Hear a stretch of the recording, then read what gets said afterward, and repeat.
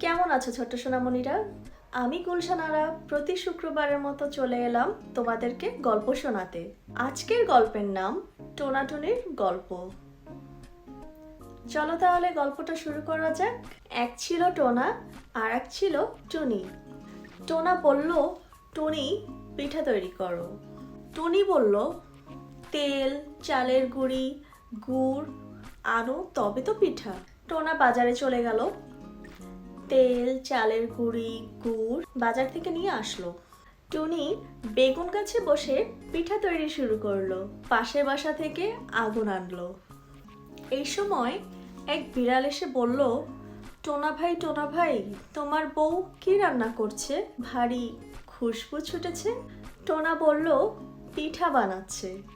তুমি বিকেলে চলে এসো, তোমাকেও ভাগ দিব। তারপর একে একে কুকুর আসলো, শিয়াল আসলো, বাঘ আসলো। সকলকেই টোনা একই কথা বলে বিদায় দিল। টোনা আর টুনি পিঠা বানালো। তারপর সুন্দর করে সবার জন্য থালায় থালায় সাজিয়ে রাখলো। বিকেলে পশু পাখিরা এলো, সবাইকে টোনা ও টুনি পিঠা পরিবেশন করলো। পিঠা খেয়ে বনের পশু পাখিরা সবাই খুব খুশি হয়ে ধন্য ধন্য করতে লাগলো। আজকের গল্পটি এখানেই শেষ হচ্ছে। পরের শুক্রবারে আবার দেখা হবে নতুন একটি গল্প নিয়ে। সবাইকে ধন্যবাদ।